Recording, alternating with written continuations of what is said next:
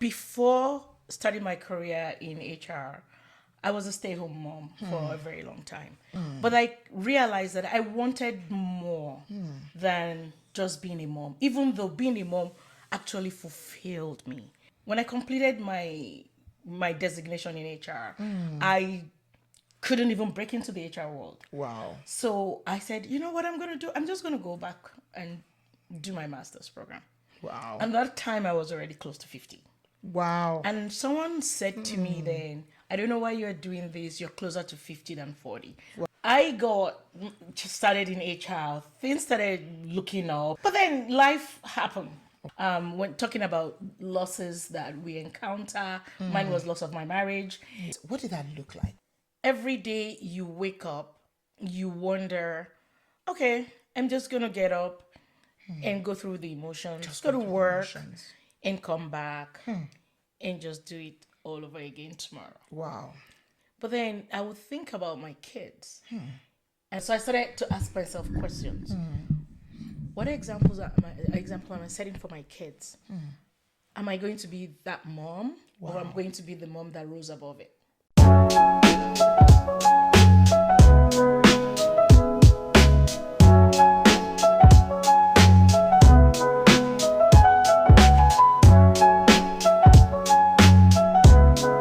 Hi there, my name is Dr. T. Roberts. I am a family physician. I am a mother, a friend to many women, and I am your host on the Dare to Share podcast.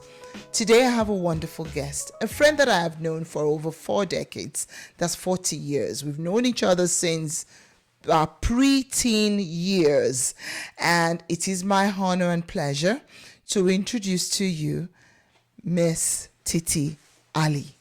You're welcome, Titi. Thank you very much, Tope.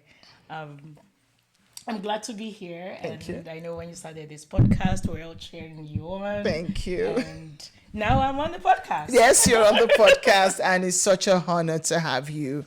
Titi, Hajia-Titi, if you don't mind me saying that, is an HR consultant in the East Coast, east of Canada, Eastern Canada.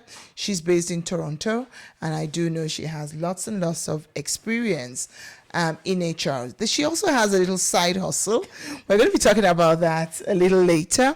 And when you're looking for someone to really plan an event for you, and seriously, she started planning events that I'm aware of in 2018 when she didn't just plan a reunion, but she was able to get all of our classmates from 1982 together in one platform. I really commend your efforts, Titi. Thank you very much for reconnecting us and for planning the best event. So we'll get to it a little later, where she will tell us a little more about a side hustle. The topic for discussion today, as you all know, on this podcast, our aim is just to encourage women. Our aim is to use our personal experiences and stories of trauma, of loss, of learning, of catastrophe, to let people know that you can come out of any deep pit that you might find yourself. And today we're going to be addressing a phenomenon that is not uncommon. A phenomenon that sometimes is real, but sometimes it's also imagined. You can imagine walking out or opening your door and finding a python, a real python, right in front of your door. You will be afraid. I will be afraid. I'll pee in my pants. However, sometimes we are afraid of things we're not even sure about. We're afraid of the future, what the future holds. Sometimes we're afraid because we don't know what's going to happen in our careers. We don't know what's going to happen with our children. We don't know what's going to happen in our relationships. And sometimes fear grips us so much that it becomes a medical problem. Today, we're going to be talking about that phenomenon of fear.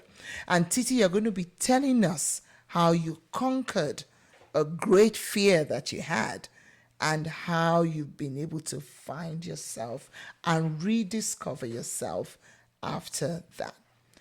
Tell me about, so we've talked about real fear. So I know you have a real fear. We're not going to, which you are conquering. We'll talk about that later. And that real fear was experienced a day ago when we went up the mountains. Yeah, for sure. And there was a bit of exposure therapy. And Hajia, you did so well there. Thank you. So we had to go in a gondola, just the three of us, and we had to go high up the mountains, thousands of feet above sea level, and we were fine. We didn't have to do any resuscitation. There was no panic attacks. And I knew Titi had mentioned that she has a fear of heights. Yeah. But we did so good yesterday. We went up the mountain. We had fun, even though we were tired, and we came down. In fact, we joked when we got home that you drove up the mountain. So Yeah. now back to the topic. Tell us about your fear, Titi, or fears. Let's start with that. So I'm going to start from the beginning. And when I say start from the beginning, I would say I'm in HR. But before starting my career in HR, I was a stay-home mom for a very long time. Okay. And one thing I love being a mom. Everyone around me knows that I love being a mom. My nieces and nephews call me Mommy Canada. Mommy Canada. I enjoy being a mom. Yeah. So I enjoy the time that I spent with my kids when they were little. But at the same time, I felt something was missing. And what was missing, I couldn't put my finger on it. But I realized that I wanted more than just being a mom, even though being a mom actually fulfilled me. Good. And I was a fulfilled mom. Great. But I still felt that there's this gap. There was a missing gap. Yeah. All right. So I, will do whatever. And, like most of us that are not from here, we've traveled from country to country. In my own case, I traveled from Nigeria to South Africa to Australia and then to Canada. Wow. So while moving around the country, that means I couldn't even start a career. Wow. And now getting started means I have to either get to certification here to get started. But that was like, I don't know. Can I even do it? Can I do this thing with little kids? My kids were really little then. But I started taking a step after another. I went back to school. You went back to school with school, young children. Yeah, I went back to school with young children that were doing crazy activities. Honestly. Wow. And I wasn't even sure of myself. And when I completed my designation in HR, I couldn't even break into the HR world. Wow. So I said, you know what I'm going to do? I'm just going to go back and do my master's program. Wow. And that time I was already close to 50.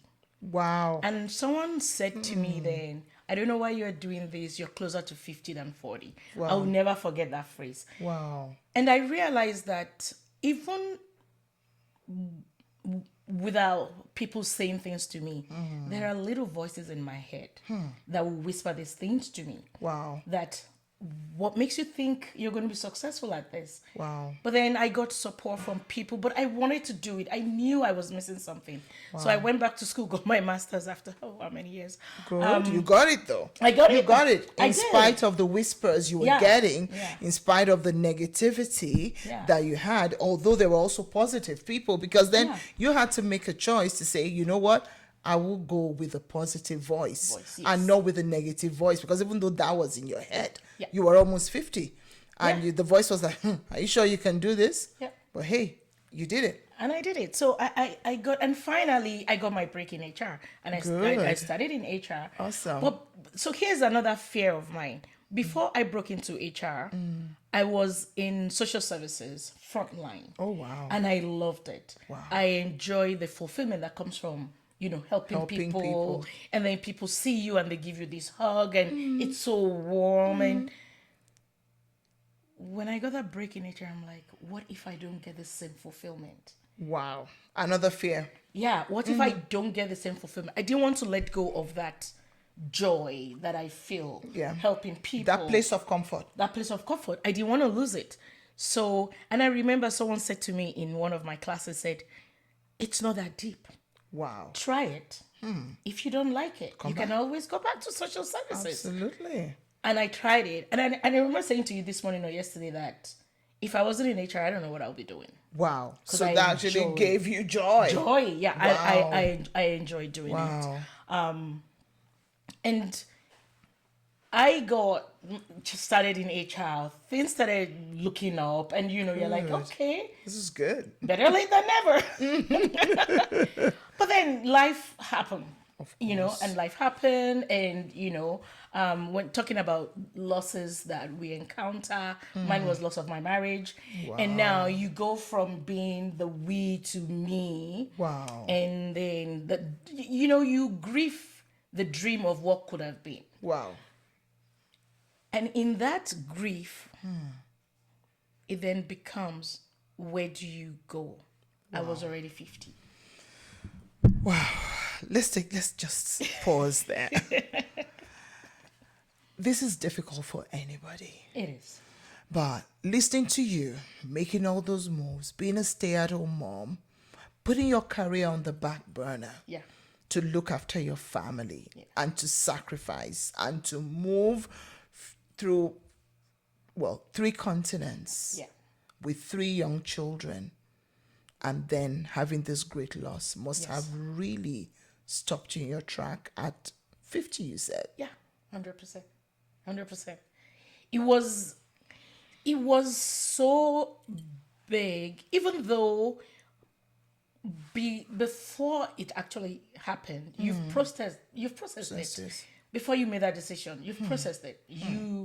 You've done the pros and the cons, and you've weighed everything. Sure. But when it actually happens, it's different. Absolutely. It's a different feeling. Feeling. It's no longer theory. It's no now longer, practical. It's you are now in it. And then there's a lot that comes with it. Sure. The anger, the financial struggles, and just the mental health. The mental health and the loss of the dream, I think. Loss of the dream. And then you sit in that, and you're like, you know what? I'm not going to do anything. I'm just going to be. This is it. And I remember there was a time when I said to myself, I guess this is it. Wow. I guess this is it. It's almost like you had resigned your fate that, this is it. There's nothing else outside There's this. nothing else. Like, I guess this is it. You're already over 50. You've lived more than half of your life. And, and it's even different. It would have been different if I'd started my career sooner. Do you understand what I'm trying to say? Thing. So that regret as well. Yeah, like, but I gave all this up. You spent all these years, but I love being a mom. I love the time I spend at home with my kids. Yeah. So, and now you're conflicted, and you have all these emotions running around, and you're like, your head. What next? What next? How do you face the unknown? Wow. So the fear of the unknown made me just recluse to myself. Wow. And even resigned to fate that this is it. Wow. You're just going to. And what was that this is it for you? What did that this is it look like? That place where you felt stuck. Can I use that language? I think that is the right word. Like, I felt stuck. it's like your leg is, remember when you're like in quicksand, your yeah. leg is just there and you can't get it out and it's just there. What did that look like? What was waking up in the morning to going back to bed at night? What did that look like? I think, honestly, every day you wake up, you wonder, okay, I'm just going to get up and go through the emotions, just go to work and come back and just do it all over again tomorrow. Wow. So you were just surviving. Yeah, I was just surviving. But then I would think about my kids and think about the fact that what kind of example am I setting? Wow. You started to ask yourself questions. So I started to ask myself questions. What example am I setting for my kids? Am I going to be that mom, or am I going to be the mom that rose above it? Am I going to be that mom, or am I going to be the mom that rose above it? I love that. And sometimes on this show, when my guests say some things, I repeat it. And the reason why I repeat it is I want that to resonate with a woman out there. I want that to resonate with a woman that has sacrificed everything, that put their career on the back burner, but then decided to go back to school to kind of find their feet, and then they suffer a loss. Yeah. And then they have children, and then they feel they're stuck. But then they ask themselves a question, like a real question. Yeah. Is this the example I want to leave for my children? Yeah. And what did that question make you do? Intellectually, I knew I wasn't going to be that mom. That. I knew I needed to do more for myself. Fantastic. You have to set a better example for your children. Yes, I knew that intellectually. But then realities, one, I didn't know how. Because I'm used to what I know. I'm stuck in my same routine. Sure. And I was afraid. Fear. What if I fail? Fear of failure. I would rather stay in this safety bubble that I know, in the comfort zone, and just continue to live than go out there then fail. Wow. So you were afraid of failure. I was afraid of failure. You were afraid of failing. I was afraid of failing. I think that terrified me the most. Was that substantiated? Because I remembered when I went through my own loss, when my marriage ended, one of the things my therapist told me was, okay, you're afraid of this. Do you have facts to support your fear? Did you ever step back to say, okay, I'm afraid that I may not be a good example, but did you have facts to support your fear? No, I don't. But you see, that there I don't. tells me that fear is not like the python at the door. And I would just, I know my daughter is not going to, if she hears this, she's not going to be too pleased with it. And I think being afraid of the kind of person I'm going to be or the example I'm setting for my kids, just this Mother's Day, my daughter sent me a Mother's Day message and said, because my father of blessed memory, may Allah expand his grave, was a very good man, a very good dad. Kind. And I would say to my kids, like, I wish you experienced my father. And then she said, in the message, my daughter said, you keep telling us you wish we experienced your father, but I wish everybody experienced you as a mom. Wow. That was a wake-up call. And I was like, oh my God, I must be doing something right. So, and I think those moments come that will just affirm what you've done. But I didn't have any facts to back my fears. And I remember one day, I don't know if you remember, I was talking to you about it. Oh, okay. And you said to me, what I need you to do is get a journal and write down your fears and the facts. Like, you have to get a journal. And I know that you will call me. You will set up appointments. You will call me.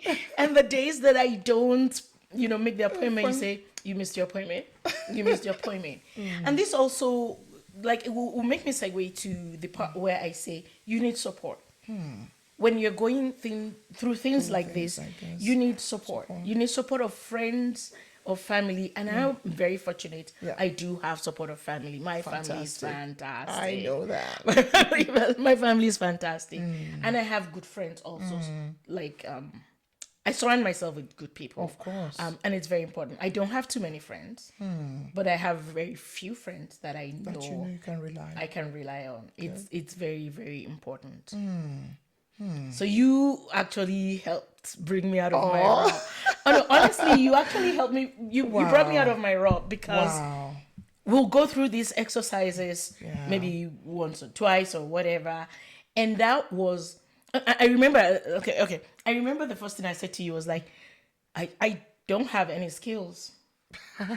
I don't have any skills. Yeah. And you said, I can start rattling off 10 top of my head without thinking about anything about it. Like, so when you started going about your organizational skills, you're this, you're that, you've planned this trip, you've done this. And I'm like, really? Me? Really? Yeah.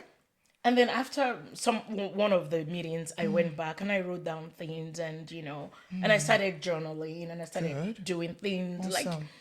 that actually brought about Gredix. That's my travel business. Well done. Thank you. Now we have a travel business because Hajia, you had skills that you just put in the back burner. Yeah. Because I feel that fear had become like a veil covering your eyes, and you couldn't, everybody else could see it, Yeah, but you. I couldn't see it. And sometimes this is what trauma does. This is what loss does. This is what disappointment does. This is what, when you just feel that, oh my gosh, this was not the life I planned for myself. This is such a big vacuum. And then the fear crept in that, oh, you've missed it. Now you're almost 50 and you've got nothing to, over 50, you got nothing to show for it. What's happening? And but it's also, you needed that wake up call. Yeah, it's also the age where people are already like planning their retirement. You're thinking of what you're gonna do, and here I am saying, "Oh, okay, I'm starting." I'm glad I have a career, but at the same time, things change, and that loss created a lot of challenges along with it. Yeah. So it was not the easiest thing, Yeah. but I think having the support of friends, people who get you, that is very, very, very important. And I say when people talk to me also, I say to them, one, don't lie to yourself. Don't lie to yourself. Don't lie to yourself. You have to know where your strengths lie and where your, I would say areas of development, like in HR, we don't want to say weaknesses. Okay, areas of development, no weaknesses, guys. Your areas of development, you know those areas, and you just have to capitalize on your strength. Yeah. Capitalize on your strength. Find people to help you with your areas of your areas that need development. Good. And and it's not because I'm sitting here with a podcast, but that's the truth.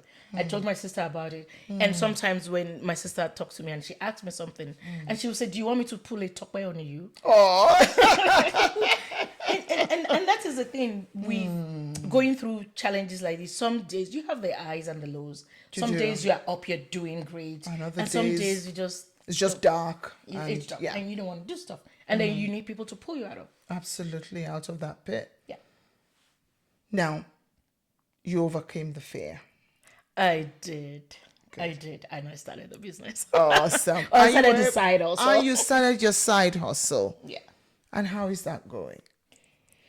So, I think you mentioned earlier when we started that this is something that I love doing. Exactly. I love doing it, and when things are like what some people will consider stressful, I'm like, I'm actually loving this. Yep. Like I enjoy it. I love doing it. I love planning trips for my family, for my friends, and when we did the Fejikola one, it was awesome. That's our secondary school. That's my secondary school, Fejikola. So when we did the Dubai high trip, school. high school, when we did the Dubai trip, it was awesome. But that was the first time I planned like a big. And it was excellent. We had over 20 people. Yeah. And I can still remember every single event from 2018. Yeah. That's something there. So and I was like, oh, this is great. I enjoyed it, but I didn't see it as something that I could monetize. Wow. I just loved doing it. And then after that, it took a while, but we planned another one and we went to Turkey, Istanbul. We went to Istanbul in Turkey, and that was great. And that was great. And the rooftop, we're older, but we're older. We had the rooftop photo shoot. But Turkey also was great. And I remember saying to people like, I don't know what I did with the Turkey trip that made it so successful. It was phenomenal. So, and I was like, I'm trying to to recreate that. Yeah. But I now realize that do what you love. It's something I'm already passionate about. Yeah. But I also surrounded myself with people that are saying, you know what, you got to monetize it. You can't just be doing this for fun. Yeah, we just said it the other day. You have to. You have to. But I love doing it, and I'm in a place where I love my career. I love what I do in my I love HR.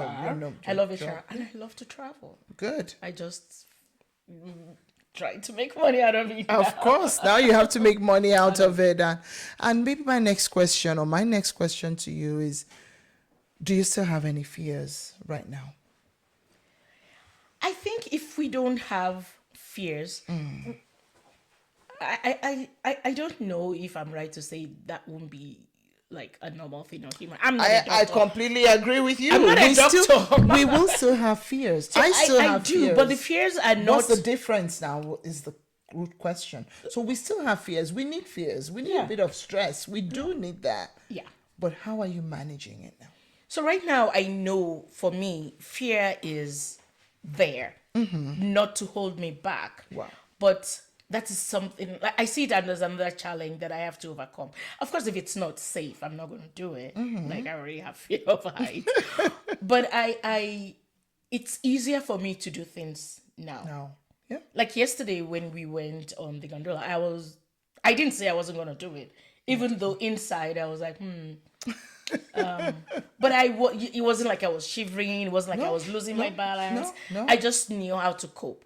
Like, Exactly. don't look down, don't do this, don't Yes. do that. Yes. And I'm fine. Good. And so there's a lot of things like that. And there's also something I realized that most of the fears we have, they're in our heads. Yeah.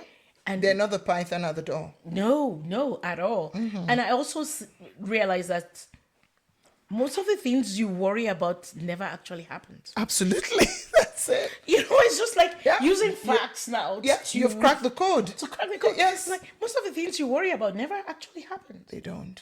They don't. But maybe suffice to say here that sometimes fear can become so overwhelming that you're not sleeping, you're not eating, you're having panic attacks, you're having chest pain, you're having difficulty breathing. If you're experiencing any of that, you should be seeing a doctor. So we're talking about fear here that doesn't overwhelm you. Yeah. And sometimes even these simple fears or supposedly simple fears can escalate into full-blown anxiety. That we know. But the cool thing now is that we know that fear is actually a normal phenomenon. Yeah. And, I know that now. And what you're sharing with us now is that you've learned, one, how to identify it, two, almost how to challenge it. Yeah. And with facts, like, okay, I'm afraid that I may not be able to catch my plane tomorrow, but what's the fact that supports that? Yeah. If you go online and you check your flight, there's no email from the airline stating that, oh, we've canceled this flight. There's nothing. Yeah. The weather is good. There isn't a storm. So once you don't have any facts to back your fears, that's the first step. That 100%. Immediately brings down that fear from 110 to maybe 20%. And again, at the same time, your adrenaline comes down. You feel more relaxed about it because there's nothing to substantiate it. And I think now you've grasped that. Yes, now I know. And it's actually a good feeling to know that I could feel that fear and still go ahead and do things. Fantastic. So feeling fear shouldn't stop you from taking the next steps. Once you've sat down, looked at the fear, write it down. I am afraid of X, Y, Z. Now, do I have any facts to support this? And even if you do, is there anything I can do to address this fact? For example, I'm afraid that my flight might not take off tomorrow. There's a storm. But what's the forecast saying? Yeah. The storm is going to last 24 hours. So that means I might have to reschedule my flight or call the airline to mitigate that fear, isn't it? That's once you do that, then you stop going into a panic attack that you're not going to leave. Yeah. It's just, and the sad part of it is, like, it's just a lot of worry. You worry so much that you're stuck in a space. Fantastic. And it's not healthy. Wow, it's not. It doesn't help anyone around you. Absolutely. So. It doesn't help you. It doesn't help anyone around you. Yeah. So let's talk about how you've been doing since your first or your last shocker with that big loss. Being a mom of 3 kids, I know they're all grown up, even though you don't look it. How have you been coping since you've kind of, and I know it's a day-to-day walk. Yeah. I'm going through my own walk as well. But how have you been doing since you've been able to, one, start to recover, and two, start to rebuild? How have you been doing? I've actually been doing great. I mean, and I will say to people who care to listen that, and this is not to say, I'm looking for the right word to put. Okay. I'm looking for the right word to put this because there is so much joy and peace at the other side. Wow. What Hajia is saying is there's so much joy and peace at the other side of loss. There's But so much joy. you cannot see it when you're in it. Wow. And you cannot see it when you're caught up in, what if I do this now, then what's going to happen? And since then, I've started traveling. I travel a lot. Good. I'm sure my audience will say, all your friends are travelers. But yeah, we enjoy it. And we're having a good time. I've always loved to travel. I've always loved to travel. But for one reason or the other, you could only do it. And especially if you have little kids. You only go to the Disney places. But now I travel. I enjoy myself. I go to places. And I will tell you the baby steps I started taking. I go to dinner by myself. Nice. Take Like I yourself take on myself dates. I go love to that. lunch by myself. Wow. I promised myself that I would take myself to a movie, but I haven't done that. Good. But it's just it's on your it's on my list. bucket list. Yeah. It's just to start doing things and start living in the moment. Wow. So for me, that helped me. Fantastic. You have to realize that you did a lot of things together. Either I'm doing it with my kids or you are doing it as a family. So now I had to learn how to do things and be happy in that space by myself. Wow. So sitting in that space and doing things, and before, you don't want to go out by yourself. There are people are looking at you. Judgment. Even when they're just admiring your shoes or your boots, you're like, oh, they're judging me. They're judging me, and a lot of it is in your head. It is in your head. Again, it's not real. It's not real. And shouldn't even matter because you made that decision. Yeah. And it's not usually a decision you make lightly.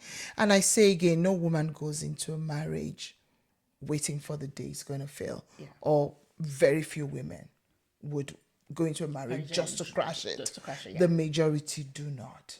Because again, looking at our culture from where we're from, your parents growing up and everything, we want to keep our marriages. Yeah. We never want it to fall apart. But sometimes it does. That's just the reality of life.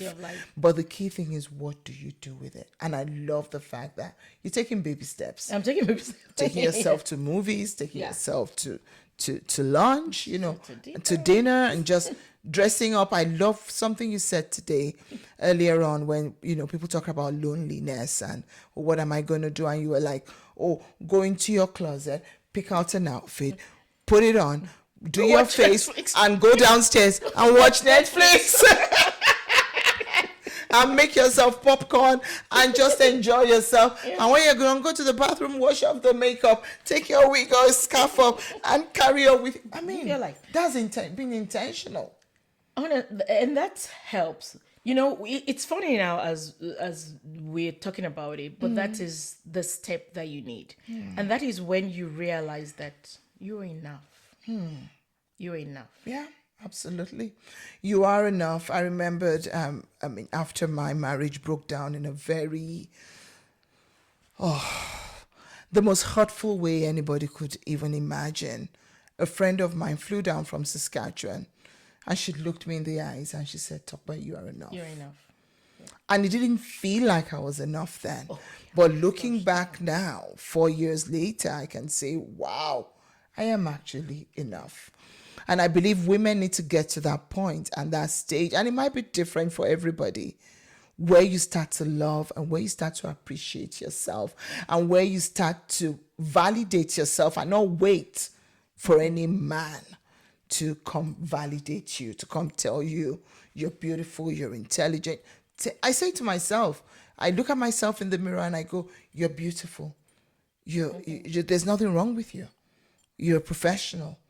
You're this, you're that, you're kind, say good things to yourself.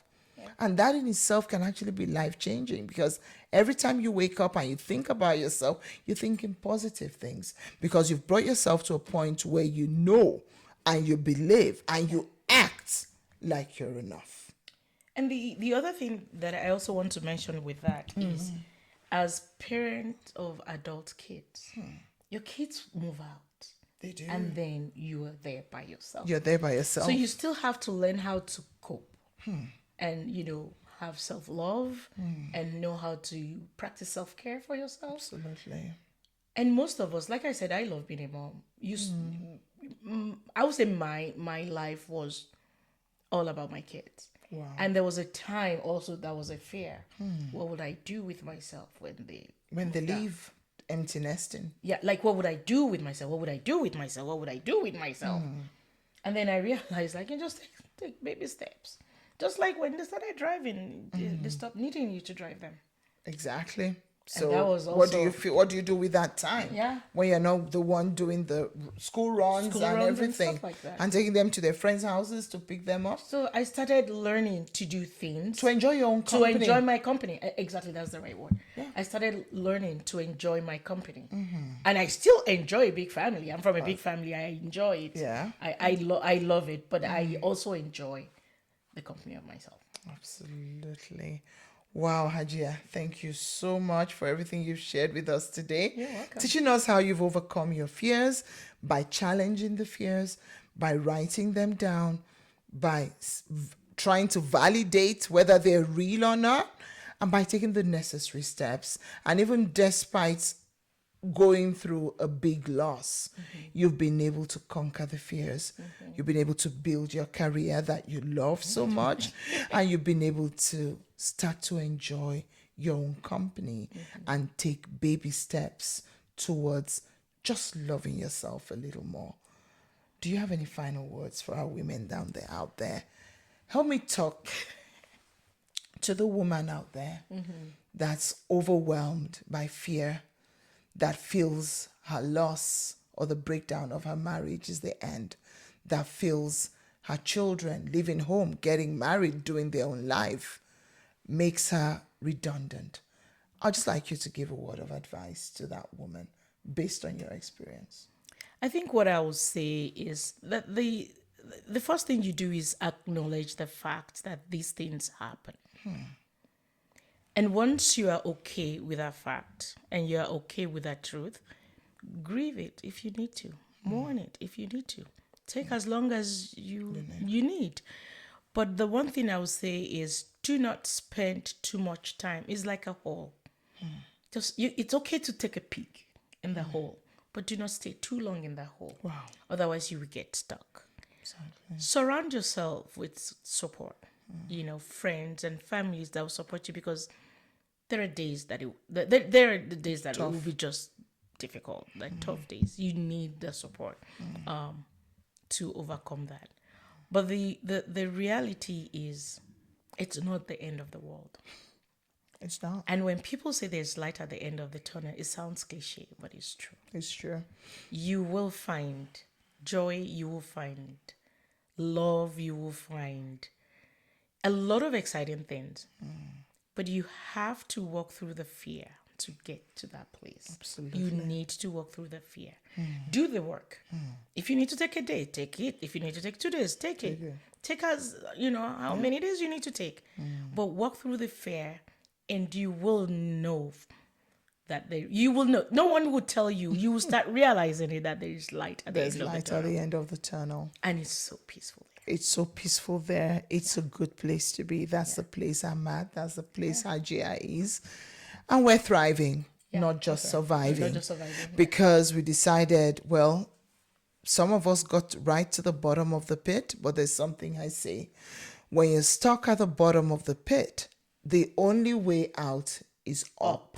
Yeah. The only way out is up. And it's so dark down the pit. It is. But the more you start to step out, the more you start to see the light that awaits you.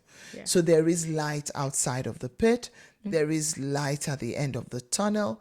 You just need to take that step in faith and know that you can be happy and that you can thrive. I want to say a very big thank you to you, Hajia-Titi, for coming in today.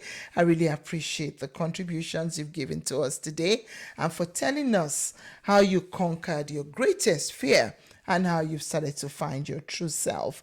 And I must say that true self is beautiful. Thank you. That true self is powerful. That true self is strong. And that true self is going to go places. I wish you well in your business. Thank you. And I hope if people you want to get in touch with her, how can they get in touch with you? Do you have a website or anything? Under construction. Under But construction. you can get in touch with me on my social media platform at Greatex. Good. So please connect with her if you want to plan a school trip, if you want to plan your birthdays, your weddings, anything. I tell you, she pays so much attention to detail. And I'll just share this as we round up. I've been hosting her and another wonderful friend, and the fact that she's such a good planner made me feel that there's no way I can mess up this visit. It's got to be right. And I think I've done well, Titi, haven't I? Absolutely. So thank you. Did great. Thank you. Thank you. I should take pointers from you. Thank you so much to our audience. Thank you for listening, and thank you for coming on the Dare to Share podcast. If you feel like sharing your story, send us an email at daretosharepod@gmail.com. Don't forget to follow us, like and share if you're interested in this content. And until the next episode, my name is Dr. T. Roberts. We'll see you next time.